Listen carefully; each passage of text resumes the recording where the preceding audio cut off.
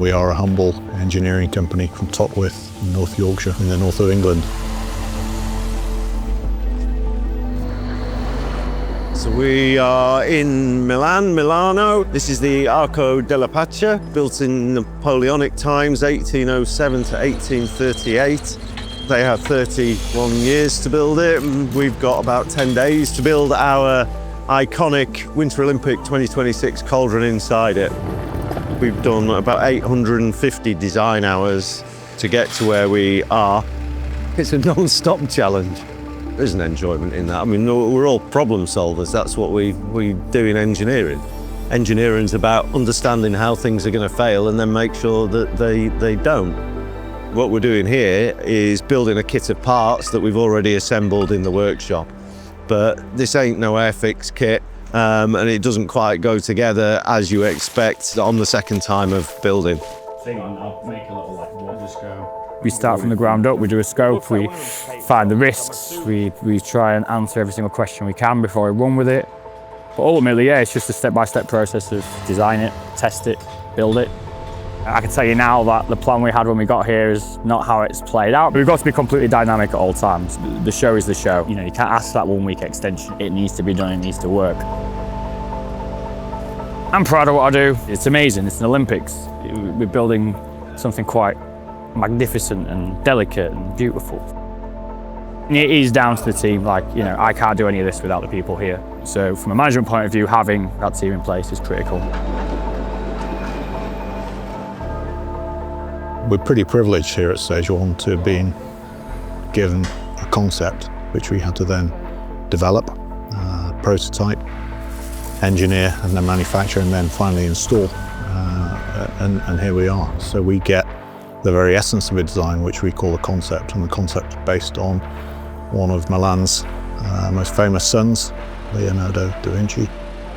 We've hit upon a really interesting space, the intersection really of technology, design and art. And what we've got here is a thing which really feels like it's come to life, and when it moves, it appears as though it's breathing, it has a beating heart. And that's the very essence of what we're here today to celebrate ahead of the Winter Olympic Games.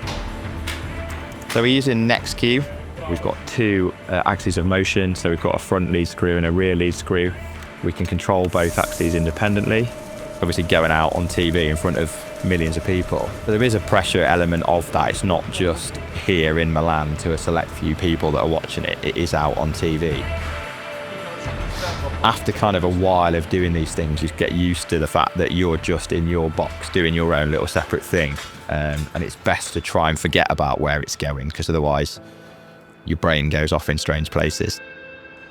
This project is doubly difficult. Not only have we done it here in Milan, but we've also done it 5 hours up the road in the mountains in Cortina. Cortina is an old town, beautiful slopes, and obviously lots of snow. I'm very lucky to be part of a much bigger Stage 1 team, and they have a lot of history in delivering projects of this nature and this scale around the world.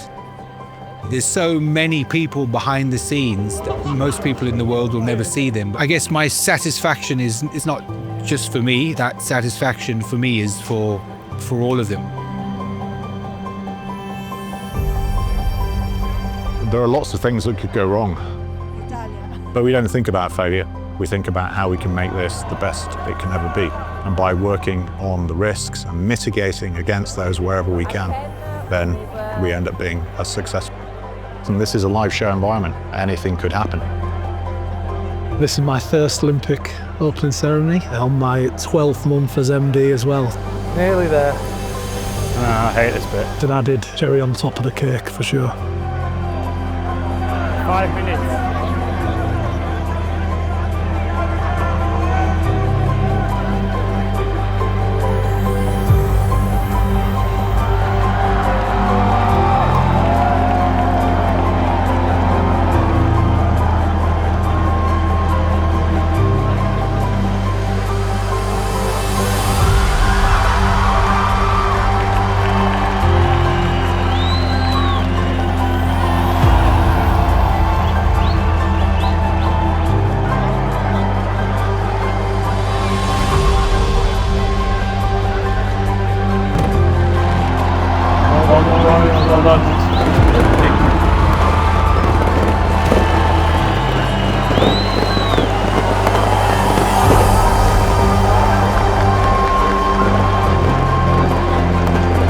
Stage 1 is we take big ideas and we turn them into unforgettable experiences